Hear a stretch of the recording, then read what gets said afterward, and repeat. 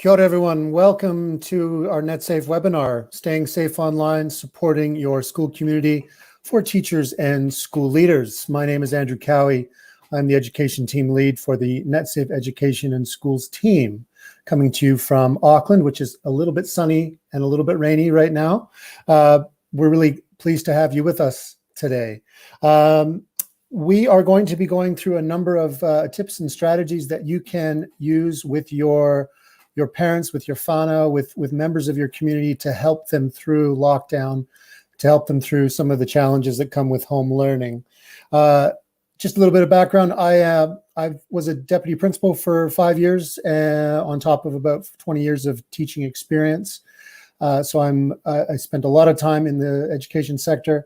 I also am a parent to 2 teenage boys and have the experiences of last lockdown of last year, of 2020, and of course the experience is we are all in this time around. What's really exciting is that I'm co-presenting today with our education advisor based in the South Island, based in Christchurch. This time around. Named Paula Wistrand, and she is coming out of the luxurious level 2. This time around. Kia ora, Andrew.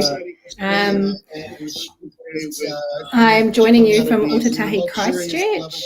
My history comes back. Sorry, I'm just going to check in. Have I got double feedback there? I'm joining you from Aotearoa, Christchurch. My history comes back. Sorry, I'm just going to check in. Have I got double feedback there? I'm joining you from Aotearoa, Christchurch. My history comes back. Sorry, I'm just going to check in. Have I got double feedback there? I'm joining you from Aotearoa, Christchurch. My history. I think we're good now. I think we had some feedback there, but I think we're back on. I think we got the train back on the tracks. Thanks there. Paula, let's try that introduction again. Now that you're living in the luxurious level 2 down there. So I think we'll just wait for Paula. To sort out some technical issues there. So we'll keep on rolling here. But look, we're really excited to have you with us today. The links that we'll be sharing with you today we'll be sharing along the bottom there as part of the banner. We'll include it in the metadata and as part of the YouTube post as well. So there'll be lots of ways to reconnect with the resources and advice that we'll be sharing with you today. As part of our outline, we have quite a bit to discuss today. We're really wanting to look at a lot of proactive things that we can do to stay safe online, and we'll include a lot of those from learning profile all the way to agreements, as well as some filtering options you can explore from home. We'll take a break halfway through, and what we'll do there is just any comments and questions that you have in YouTube, we will take a look at and try to answer them for you here as part of this webinar. And then we'll be going into some privacy considerations, the harmful digital communications, and a few other takeaways. And we will even look at doing a survey because we want to do this webinar again. Netsafe, we're an NGO. We've been around for about 20 years, keeping New Zealanders safe online. And we support New Zealand through a variety of channels, through our help desk, for helpline, which you can get a hold of Netsafe in a variety of ways. And that's 364 days a year, 7 days a week, 8 a.m. to 8 p.m. During the weekdays, and 9 to 5 on weekends. And there's a variety of ways you can reach out to us. I am, of course, leading a team that is more involved on the school front, and which is very much about mitigating risk, prevention, education, and discussion. So if there are questions you have related to how we could support you at school, we have lots that we'd love to share with you. And I hope today's session will give you a bit of an overview of some of those things we can share. Just to get into just some online etiquette as well. I'll back up there. This is just around what we do, I guess, with Netsafe on the whole, across all the teams that we have. It's all about negotiation, mediation, persuasion. When something goes wrong online, we want to be able to support you with advice, with options, with some ways, some strategies, some ways that you can support one another in your school community and all throughout New Zealand. We get a variety of calls and requests and reports a day, and it has been a very busy time, as you can imagine, with our level 3, level 4, level 2 lockdown, whatever it is. We are spending more time online, and so the amount of time we spend online needs the amount of time we spend talking about things online and looking at that world needs to be in direct proportion to that. And we need to spend more time having those conversations. All right. So just if you do have questions, please add them, or comments, please add them to the chat. And we will, we're quite happy to answer those questions as we go. If you have anything else that you want to ask, there's the email there. We'll be sharing that as we go along. So please make yourselves comfortable, and everything that we share today will be available either to come back as a recorded YouTube seminar. So if you wanted to share this with a colleague, or you can't stay for today's duration, we will share this. This will be available probably by tomorrow as a YouTube recorded video. All right, let's get into it. Okay. One of the things that you've probably seen this before, and you're wondering about, am I going to be talking about COVID? And I'm not. But the Swiss cheese model that is often discussed is around the way we think about multiple layers of safety or measures that we have in place around COVID. That even if one system fails, there's another layer behind it that can also be there to support. And we need to think about online safety in a very similar way, because there is no one single silver bullet. There's no one particular thing that's going to keep everyone safe. And we often have lots of conversations with parents who really want just to have a one-stop shop. They want to know that there's a filter, an app, something they can do that will give them peace of mind. And of course, there are multiple fronts that we need to think about when it comes to online safety. And so when we think about online safety, we think about a whole, I guess the first of all is the ability to mirror what is going on at school from a basic filtering level. So New Zealand schools are all blessed to have Network for Learning as part of their internet security and their filtering, which gives everyone around New Zealand in schools a very consistent, strong, robust internet filtering. And what we want to do is try to replicate that at home. So what you can do as a school leader, and many of you have probably done this already, is to share switch on safety. If you go online and just type in switch on safety, what it allows you to do is your parents, your community can get the DNS setting, look at the DNS settings of their child's devices and go through a very step-by-step process in order to work through that and create a very similar experience that they would have at school. So that is a baseline, very much a baseline internet safety layer. And it's nice to be able to replicate what is at school while they are at home. So it's a step-by-step approach. Paula, you're back. Hello. Kia ora. Sorry, good old technical difficulties down in Aotearoa today. That's all right. I was just I didn't want to have to share the story because I thought you did it so well. I was just sharing switch on safety. And I know that you actually tested this in your own home. Yeah, I did. When I first started with Netsafe and was learning all the things available to keep our young people safe online, I switched on to safety, came across my path, and I thought, how am I going to test this? Because if I'm going to talk to people about it, how am I going to test it? So I actually snuck it on my husband's phone when he wasn't aware and just sort of let it do its thing and watched him over the period of the evening getting a little bit more and more frustrated as whatever he was choosing to look like was not coming through. So I can absolutely guarantee you it does work. And I can tell you that I am still married as well. So that's one of the layers, and it gives parents peace of mind to know that that's out there. It's a free service.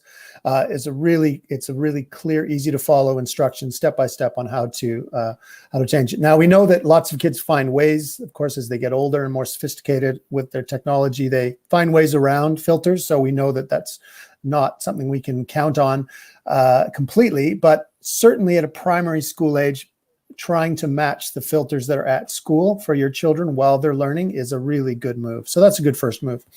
The second thing I would like to point to is really around an ongoing conversation between different people in your school community, right? So starting at the top at 12 o'clock there, we've got students who are really learning about what your children at home are learning to do online. This is low-hanging fruit right now because, of course, we're all spending so much more time online. Parents are aware of what's happening online with their children much more. So hopefully the conversations are happening already, and the conversations are happening based out of curiosity rather than suspicion. Sometimes we don't react or respond to what our children are doing online until something goes wrong, but showing a genuine interest in what they're doing, what they love to do for fun, what a strength it is to their own personal interest, well-being, the way they connect online is a really important conversation to have. And then moving around that table there, we have, connecting with whānau and caregivers and other people who are looking after our children, being able to host parent nights, conversations, ongoing meetings where it is a conversation between people is really key as well. And I think then being able to make sure the teachers are also adding to that conversation, the community around your school counselors, community constables, officers, local police officers, Senko, RTLB, all of those people, we all need to be able to come together and talk about what are we noticing online and what kind of effects are we having, because so much of what happens online can happen in such a private silo setting. And what we want to try to do is unsilo those conversations as much as we can.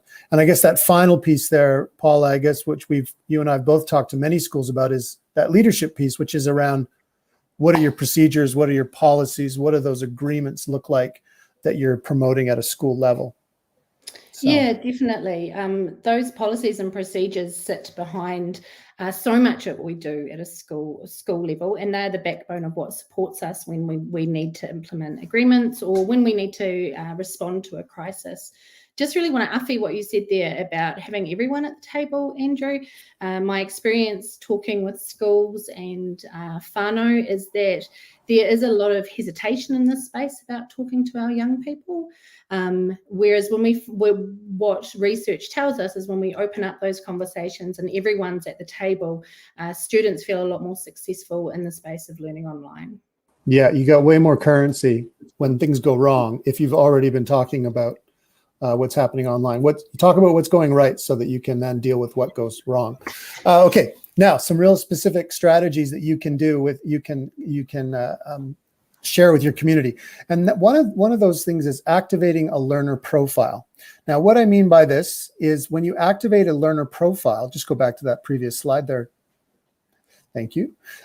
When you activate a learner profile, this is about creating a username on your device, on your child's device, where you are only getting access to a streamlined learning-based set of tools. So you might have bookmarks that are more for education. You might have different educational games. You might have access to Google Classroom, Seesaw, whatever it is, but you've got all of the learning tools that you need are there, and they are in front of you, and they're streamlined. You haven't got all of the extra stuff that would might clutter up your desktop, because there are so many distractions online as it is. To be able to toggle between your learning profile, a learner profile, and going back to sort of a leisure profile or one that you use more for fun, it's really a nice way to draw a line between those two worlds, and it will help to streamline your attention in that way as well.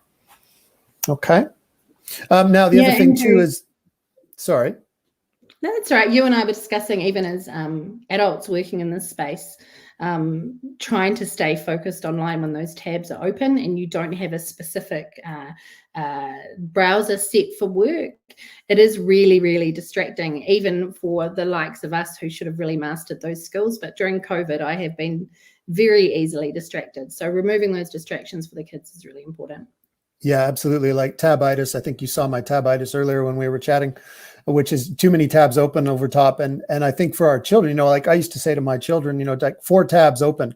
You got 4 tabs open, and one's for email, one's for your Google Docs, one's for an educational game, and one's for, say, Google Classroom.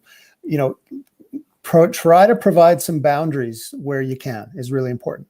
Now, the other thing that is really important as well is if you can encourage your young people and families to start talking specifically about what it means to be active users of online. And of course, active use is being very deliberate, really specific and productive about how you're using technology.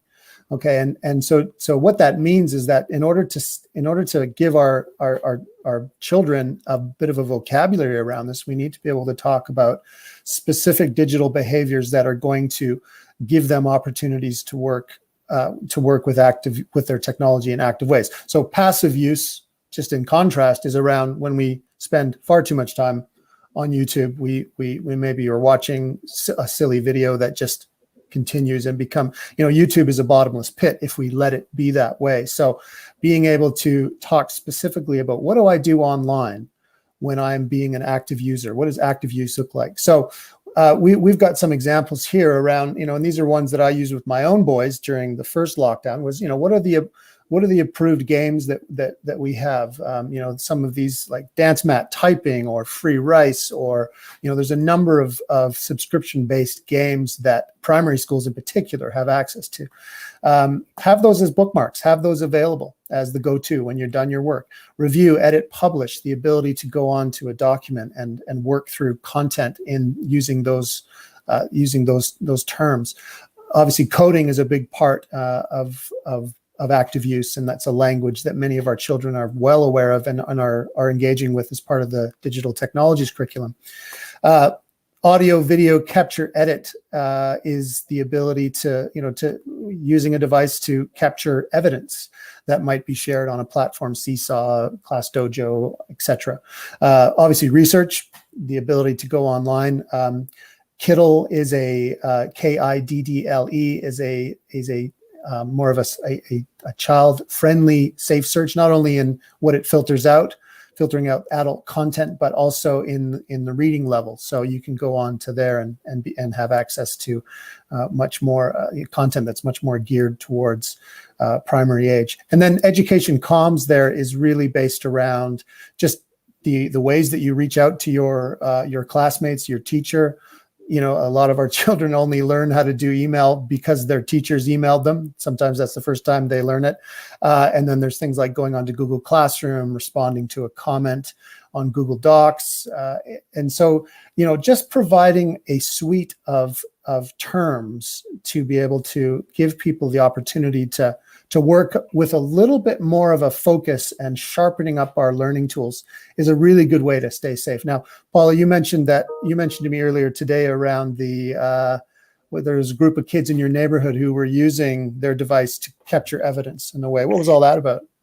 Yeah, I was actually really impressed with the teacher who came up with that activity. They were sitting on the edge of their driveway telemarketing dogs who came along, and what colour dogs. Being the owner of 2 dogs myself, I thought this was really cool. And they were doing their maths work through, first of all, good old chalk and concrete, but they were capturing the evidence with their devices and chatting to people as they walked past. And I thought, what a really way to have the active use of their device as part of their learning and not just sort of absorbing their attention. Yeah, it was great. Yeah. And boy, teachers have sure had to get creative with that stuff.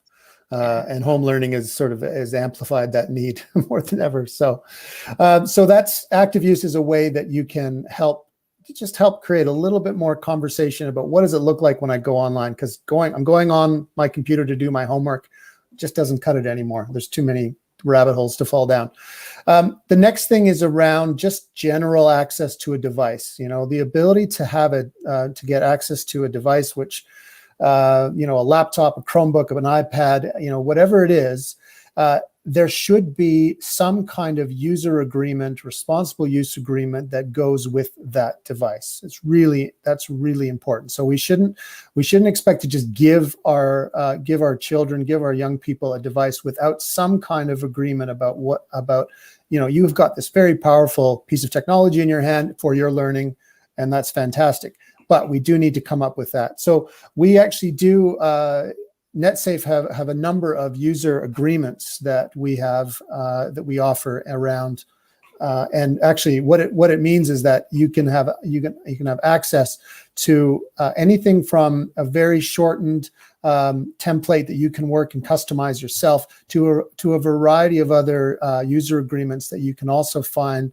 There's a little screen grab of our Netsafe school site where we have several different user agreements you can download, and even a home learning user agreement, which is one we've just updated recently. And also, if you're a school that's been lending out different digital devices from your school to families in need, having a digital device sign out is a good way to say, look, you are responsible for your use on this particular device. So we will provide those links as well as part of sharing back this presentation as we go here. So that's really key. I think what we will do right now, yeah, there we go, right there. So we've got student home user agreement, sign out devices, lower, upper, secondary, and then underneath that is the ability to download basically a template and create your own. So it's really just about the idea of like, let's make sure that we're being accountable and responsible for the device, because that is very much about, like, we care about the respect that we show to the technology we use. We care about the respect, the way we use our attention when we're using our technology. That going online is not just the Wild West. I mean, the internet is the Wild West, but when we go online, we want to make sure that we step people through it and do it responsibly. So I think, Andrew, there, I think some of the key words there is that it's an agreement, it's not a contract. We spoke earlier about me thinking I was quite self-righteous when my daughter wanted to go online and I printed off a contract and she signed it. And looking back now, she would have signed anything to get a device and get online. Agreements need to be something that's really discussed, is either whether or not it's between a student teacher or through whānau, and why is it we have these agreements and what values sit behind those agreements. Those discussions, I believe, are almost more important than what they're signing. It gets buy-in, it gets agreement, and it starts that conversation that when inevitably something does go wrong or there is a hiccup, there's some good value-based conversation between the agreements that have been made. Yeah, and think about it in the like, I guess the polar opposite of terms and conditions, right?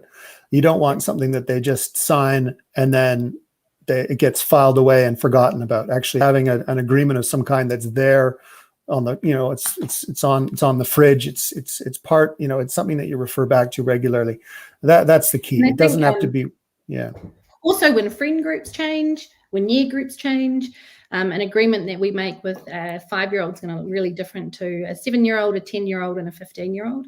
So it needs to be something, like you said, that's on the fridge and regularly referred to and updated as human development milestones are met as well, or family circumstances change. Yeah, a living document. So we are going to pivot here over to privacy in just a moment. But before we do that, which is kind of the second half of our webinar, we're going to take a look at, we're going to do two things. We're going to take a look at some of the comments here and we're going to display those. And also what we'd like to do as well is invite you to, for those people viewing, to go to menti.com, so Mentimeter, and it's just going along the bottom there. Now, what this is these are a number, there's about 10 different online safety topics, apps, activities that we would really appreciate your help in ranking them from 1 to 10. So number 1 is like, so let's say online bullying is the most important thing to you and your school community. You rank that one near the top. And the ones that are less important to you, or that are having less impact in your school community, those go a little bit further down. So as we are responding to the questions and comments, if you would like to jump on to menti.com, what we will do is we will then share that information towards the end of our session today. So let's take a look at some of these comments here. All right. I know one of the questions that came through was that, which, and I've heard it, it's here, but as well, there's several other ones as well.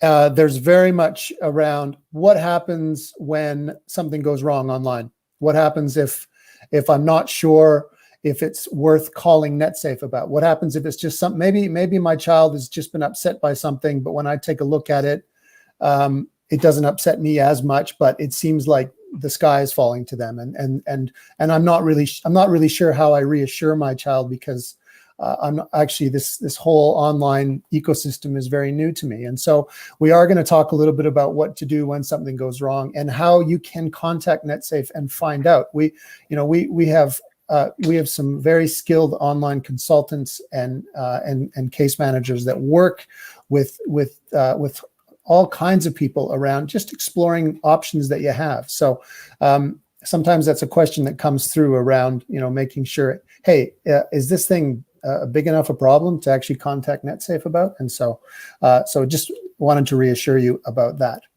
I think we're going to pivot now to privacy considerations.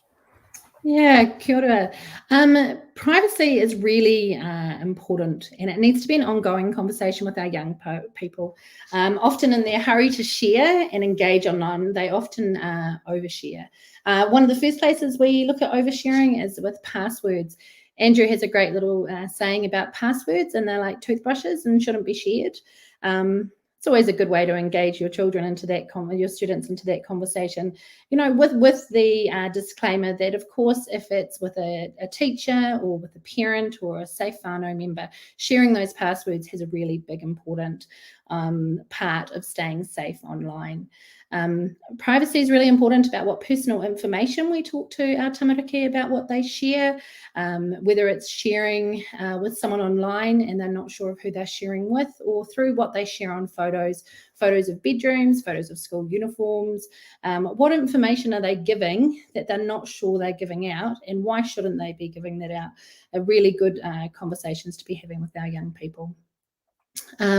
Within that as well, a lot of children that I work with these days, what do you want to be when you grow up? And they want to be influencers. And there's a lot of cases of influencers who have overshared in their youth, or not had their privacy settings set up, and they've said things that they may not believe anymore, but it comes back to haunt them. So conversations about their digital footprint, what they leave behind, really needs to start from a young age and continue all the way through the education of being online. Other considerations with privacy is apps may be free as far as money goes, but what are you actually paying for? And that's what we need to think about: their data, the algorithms that they buy into, and their settings on their devices and apps when they join in. One of Andrew's quality first jokes he did with me when I started was, what's the biggest lie we tell ourselves? And that is, I have read the terms and conditions. Because we're all in a hurry to get wherever we want to go. We scroll down and click and off we go.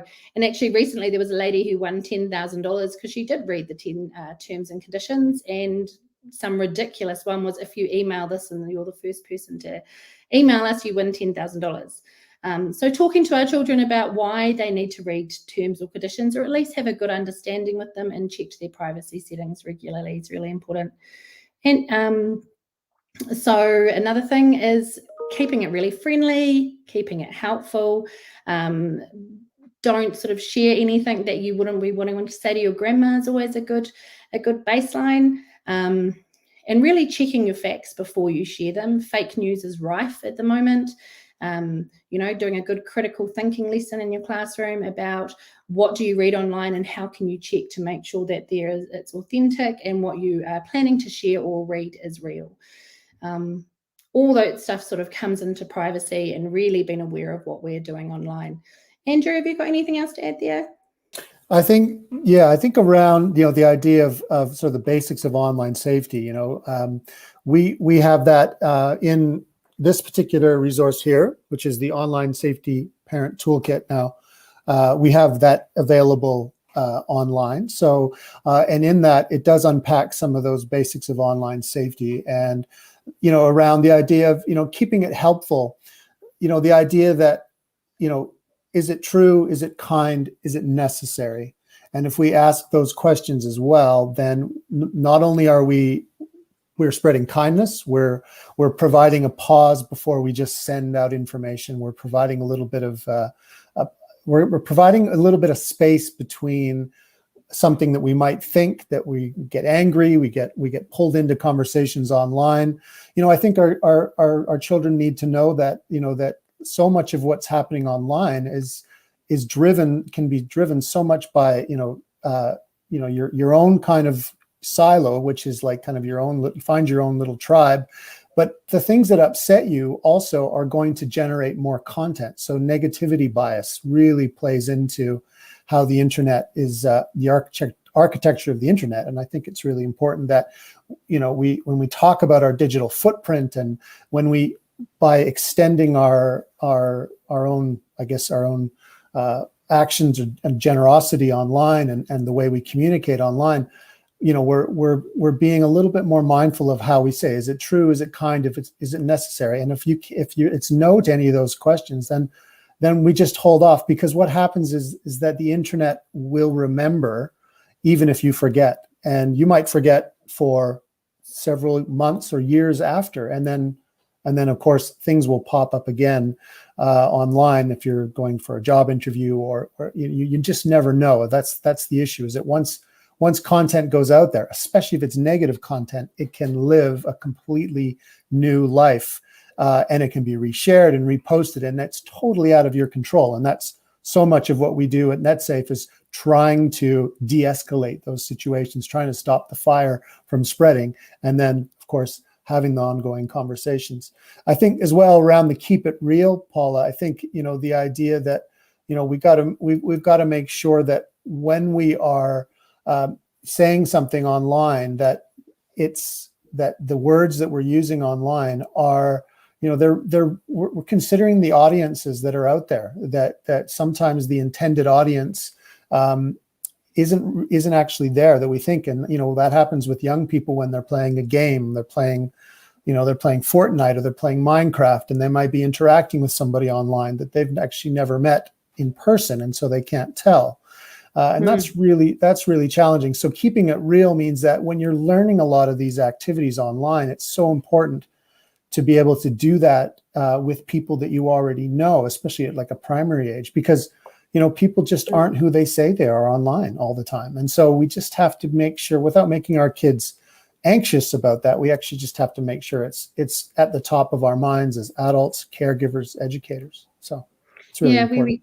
We talked earlier about the sort of analogy of when we put our young people on bikes for the first time, they've got safety wheels and helmets, and they understand that it's done for their well-being and their own safety. So keeping it real online when they're learning these games, sort of learning them on servers or with just some really close friends, is the same as sort of having those safety wheels on, where they can make mistakes, learn the appropriate language, learn the response from people online, because people responding to each other online is really different in real life. So Andrew, what you're saying about having those groups small to begin with, while we sort of have those training wheels on, and then taking them off, is just so important for their well-being online. That's it. And in fact, I knew a parent who had a really good system. Just while I talk, you can have a look at that Mentimeter code. But what he with his daughter was playing, I think, Roblox. And I think what was happening was it became a bit of an after school ritual that her and a group of friends were playing Roblox, and the server they were playing on was open to a few different people, and so there were some people that were online that this dad didn't know. And so what he did was he had a little whiteboard right next to in the kitchen, actually, where he had the names of all of the people that his daughter were playing with online that he knew about. And then he put down their gaming handles next to them as well, their usernames. And it was just a way of just saying that, I'm not hovering over this game. I'm just paying attention to who you're playing with. If you were going down to the park and engaging in a game with somebody that I didn't know, well, that might be okay. But everything's out in the open there. There's a certain amount of security that comes from knowing that when you're on a playground or you're playing out, and if you're playing with strangers, everybody, people can see, and it's a much more of a public forum.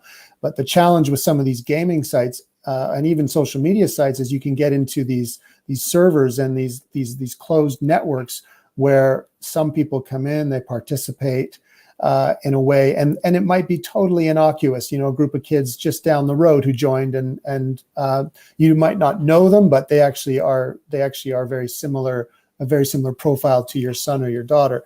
But I think the ability to be able to write down, okay, you can play that game, no problem, but actually you're only playing, because you're in primary school, for example, you're only playing with these people that I know that you know face to face, and we're actually just going to write down their usernames, because we just want to be accountable of who's actually playing the game. And then you can think about the game. You can learn about the game, as you said, about the training wheels. You can explore the platform, and you don't have to then also worry about the threat or potential threat or the influence from outside strangers. So I think that was a really interesting tactic that I think worked quite well for this parent, and got lots of eye rolls from his daughter, because she was like, what is this handbrake? Come on, all these other kids, kids are going to say, look, no other parent does this. No other, no other families like this. But actually, this is where it's so important that we're talking to other parents about it as well. I think. I think that's a really good point, Andrew, and it's been brought up in some of my parent sessions before, that when our tamariki are little and we stand at the gate and there's a whole lot of parents hovering around and we're talking about human development milestones, we know where play dates are, and as we get older, parents sort of become less and less in that space. And yet when our children start going online, having those conversations between parents about what are the games that they're playing, what are the pitfalls, what is going well, are you okay with playing this game? My child's coming to your house. What's the agreement at your house? What ratings are you okay with your child playing games of R13 and we're only 10? So one parent said to me, my child talks to whoever they want online, so I'm going to have some conversations with the adults in their lives to find out we're all on the same page and keeping these people safe. But we often get left out of the picture when we need to be right in there. Yeah, in fact, the more time that we spend online, the more we should be talking to other parents. Really, definitely. I mean, that's not something that we can do once they're once they get sort of into their teenage years as easily.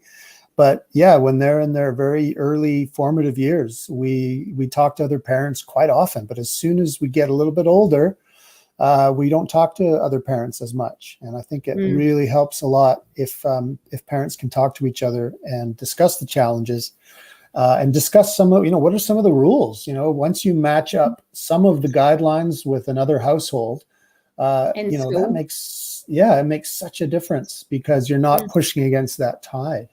So yeah.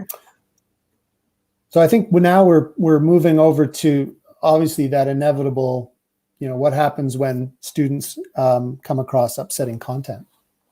Yeah, and so far we've talked about your filtering service. We've talked about having your user agreements. We've talked about everyone being at the table. We've talked about our privacy, and we can do all of that, but it's inevitable that at some stage there's going to be content that comes to our students, our young people, that can be upsetting, and it can have an impact on them. We've sort of got people's minds automatically jump to sort of your worst, which is your violence, sex, homophobia, racism, extremism, and there is a lot of content of that floating around the internet, and it's inevitable that there's someone out there who's going to think it's a great idea to push that into flat platforms where children sit. It's really important if and when, and it's more of a when, that your child does come across some upsetting content, that you've got some really good plans in place that let them know that, if we just pop back to the privacy screen, so it's really important to sort of have a no shame approach to it. So we know this isn't your fault. Are you okay? Are you safe? Let's work together to mitigate some harm in that space. Andrew and I had another good conversation this morning around what's harmful content for our young people at the moment. And yes, there is the traditional harmful content that you'll sort of see if you jump on the Netsafe website. It explains it a bit deeper. But it's also that our children have been inundated at the moment with content about code COVID, content about what happened out at West Auckland this week, content about floods. There is a lot of information coming to our online spaces at the moment that can be quite confronting. I was saying to Andrew, I was watching something on demand, and suddenly the COVID ad popped up, and even just that jingle in itself, I just suddenly felt myself become really anxious. So it's important not to think just of upsetting content or inappropriate contact as being really sinister. It can just be the wrong time, the wrong age, the wrong stage, which would go back again why the classification of what our kids are using online is so important. Even Andrew, we were talking about the buzzer that goes off between alerts on our phones. Yeah. Well, it was one of those things I was trying for, a couple of weeks where my, leaving the device out of the bedroom, right? So obviously it's so much more challenging with home learning conditions and everybody working and living together. But the ability to have your device out of your bedroom, at least when you're going to sleep, had a massive impact on our family. And then, of course, as I was sharing that advice and that recommendation, of course, we had just gotten the COVID alert level changes that come through your phone. And then there was a civil defense alert that came through. And so it was a really challenging time to actually take the device out of the bedroom, because sometimes the device is also your security blanket that helps. You've got a child who's gone out for the night and they text you when they're safely arriving at their destination. I mean, our devices, they need to be in our bedrooms sometimes. And I know every family's different, but I think that as much as you can, the ability to be able to switch off and do it in a safe way, and especially for our young minds who need their sleep, they need to be able to switch off. Even as something as simple as just turning off your notifications, sitting down with your children at the table or suggest, with your school community and saying, look, can we just talk about turning off, everybody turns off at least some notifications. So when we sit down for a meal together, we're not, these pings aren't going off in the distance where we all sort of look around like sort of meerkats wondering where it came from and whose phone it was from.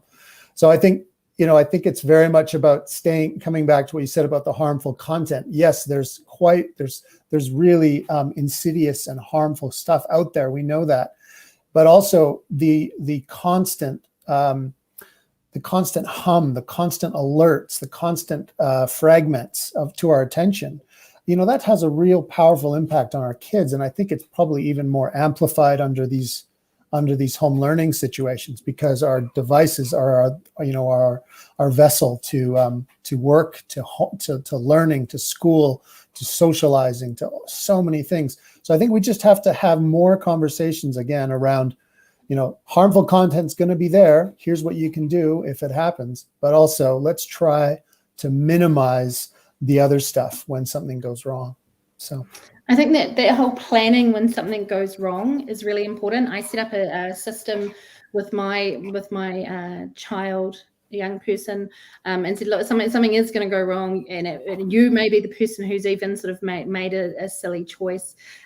So coming to me and saying, or to your teacher, or to whoever's in your space, having a plan where you can say, something's happened online, I feel unsafe and I need help. As an adult, it's really important then to take a breath and go, this is going to be a big one. But the part of that plan with your young person being able to come to you is so important. Research shows us that 1/3 of young people will not talk to an adult or seek help when something goes online. And from the conversations I've had with young people, the biggest drive behind that is the fear of their device being taken away from them or losing access to their devices. We've had a lot of conversations about the harmful content of the internet, but there's also a lot of really positive things. It's really social. There's a lot of well-being things. So taking devices off children can not just remove the fear of harm from them, but can also disconnect them from their peers and what they see as well-being. So part of that plan needs to be based around, we're going to mitigate your harm, we're going to support you. Yes, there may be a consequence, but that's secondary to let's making sure you're safe. And let's get our children talking about us when talking to us when the inevitable happens, which is they're going to see something that they're not quite okay with. That good old tummy instinct's the best way to go, isn't it? That thing you see and you go, oh, that's just not okay. Let's talk about that. Now, the other thing we are going to talk about next, of course, is how unique New Zealand is in legislation around online harm. And so, Paula, we were discussing this, that the ability to have the HDCA as part of an act in New Zealand, which is actually something that is really powerful in how it can be used and leveraged to help people when things go wrong, when things go really wrong. I only heard about the Harmful Digital Communications Act when I came to work at Netsafe, and the 10 communication principles that sit alongside it. Reading through them, I did have to sort of think back on some maybe previous internet choices of myself and gone, oh, where have I sat there? So I think it's really important that we educate ourselves and our tamariki at an age-appropriate time about the legislation of the HDCA and how it can support them and enable them and protect them online. It's really important that when we talk about this with our young people, that it's not done in a way of punishment. A lot of time when we talk to them about it, you can see they recognize some of their behavior and some of the communication principles. So part of the plan that we make with our young people is, do you know about the HDCA? Do the adults in their lives, more importantly, know about the HDCA and how it can support you and how Netsafe can support you in that as well? That's right. And I think it allows, I think what's really important to clarify here is that, the HDCA allows for Netsafe. It gives us more of an opportunity to work with providers like Facebook, like TikTok, like Instagram, that if something harmful is online, that we want to try to get it taken down. Netsafe doesn't have a magic button that we can just go and remove things from the internet, but the HDC and the skill behind a lot of our online safety consultants and people that work on the helpline is the ability to say to that person, you know what, let's get in touch with Facebook, get in touch with Instagram, get in touch with the platforms as well.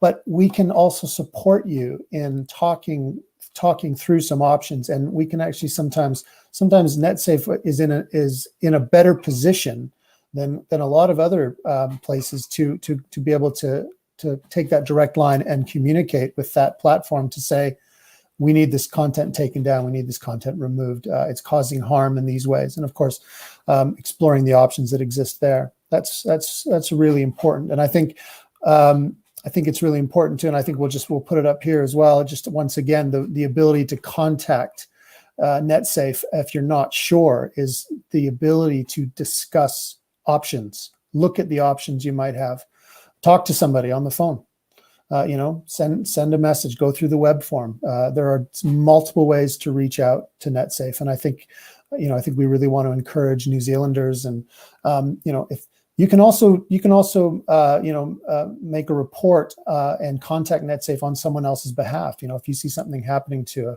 a friend or a sibling, a peer, someone else, we provide free confidential service, and we want to be able to provide multiple opportunities and fronts where you can do that. That's really key. Yeah, and it's important to note that you don't have to have made a decision that it breaches any of the HDCs before you give us a call. Again, we go back to that tummy feeling. If something's happening online, if there's some content, comments, pictures, there's scams, romance, online shopping doesn't get delivered, anything like that, you don't have to make that decision. You can give Netsafe a call, talk to one of our contact centre who will guide you through the process, who will give you some advice and support you in that space. It's important also to note that young people can contact Netsafe as well. We obviously encourage them to talk to a trusted adult first. but having that ability to reach out to someone anonymously can be really powerful for young people as well. I had a lovely young ladies come to me the other day and say, but what if I'm really embarrassed about what I've done? And giving her a space where she could ring somewhere, confidentiality and guaranteed, and have that conversation was really powerful for her. So yeah.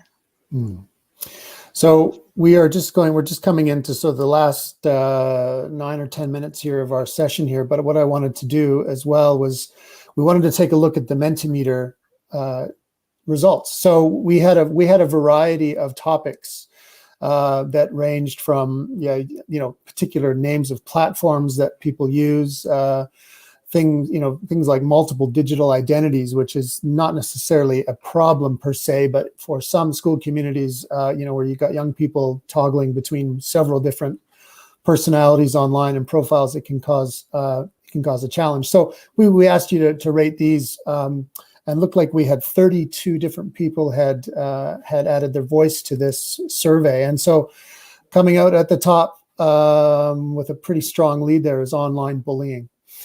Social media risks, number 2. Pornography is obviously a really challenging thing.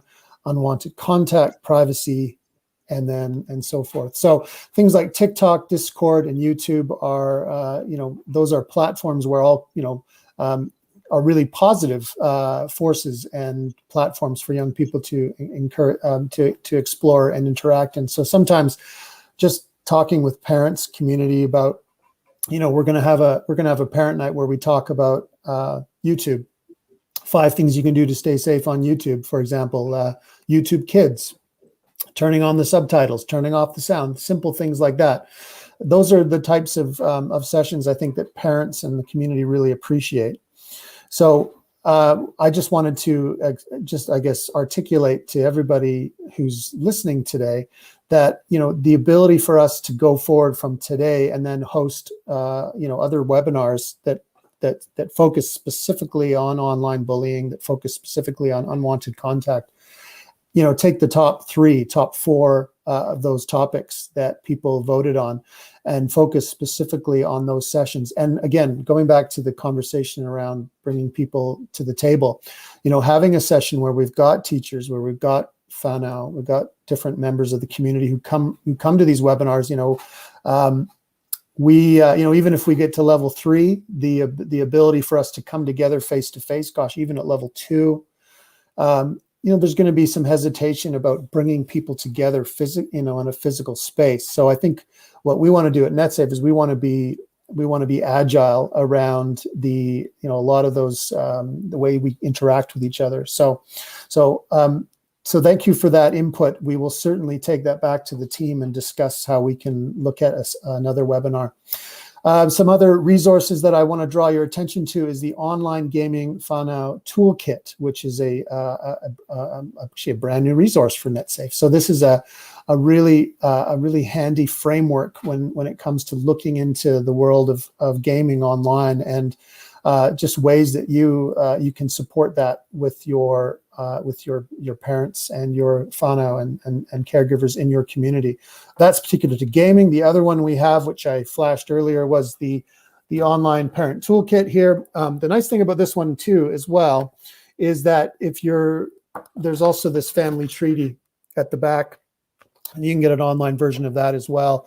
And the nice thing about that, these toolkits, is that they're translated into Samoan, Maori, into Mandarin, Tongan, Samoan. Those are really great resources to share with your community. And the other one we have, which of course TikTok, which just seems to be everywhere, is another resource that's hot off the press, is the Family Safety Toolkit, which was created, and this has been a really popular resource for many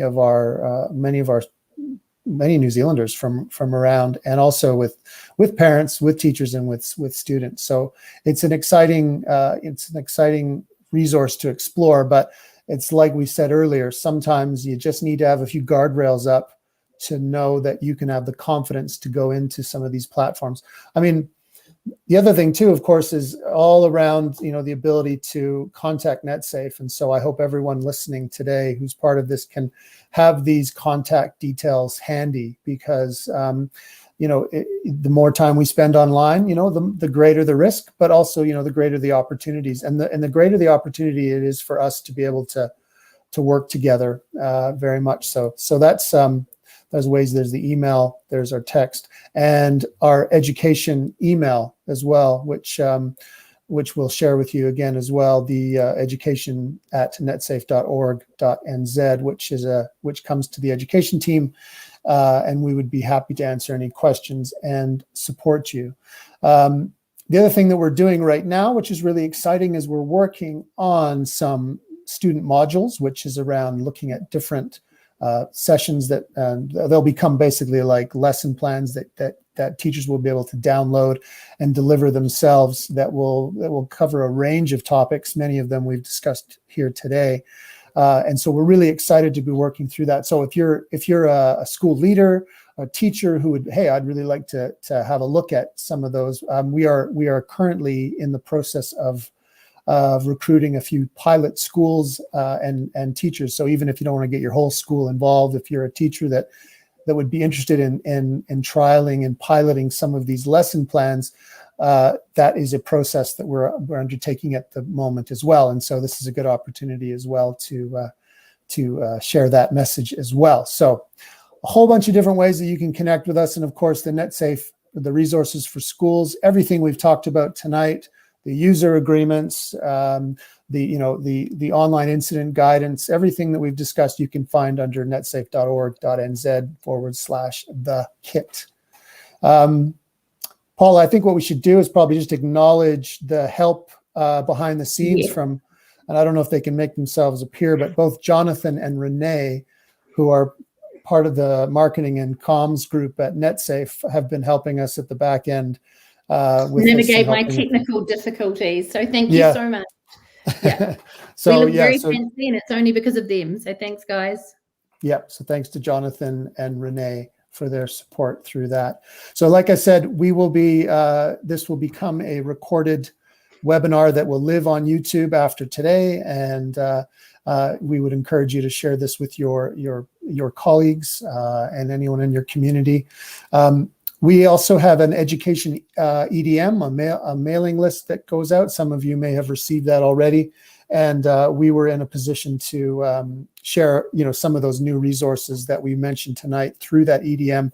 And of course, many of you have heard about that and are here tonight because of our session. So, we really want to thank everyone for taking the time. I know everyone's probably got a lot of Zoom fatigue, video fatigue, but we really appreciate your input. And we again, going back to that thing we said earlier around being, let's all make sure we're around the table together. We're discussing this topic. We're sharing ideas. It's not going away. The ability to work from home for our students, whether it's under a lockdown or not. I mean, the reality is more and more people are going to be, working in a home environment. So we need to make sure we're being really mindful and supportive about how that happens. Paula, any last words, any poetry you'd like to share?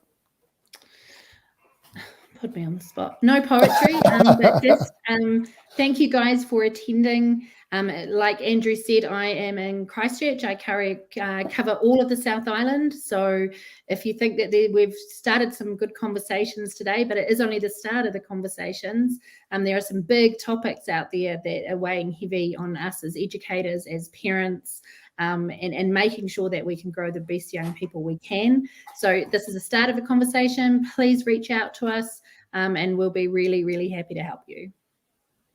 Cool. So we'll just leave you with that education email one more time, and just on the back of what Paula just said there, we've got an advisor, Angie Webster, who's based in Wellington. She's an advisor that goes up to schools as well, and also we have Sven Hansen and Shelley Hurst, who are our two other Auckland advisors who are also fantastic advisors who would love to come out and see you. So Thank you very much for your time, your attention. It's right on 4:30. I hope everyone can take a break from the screen.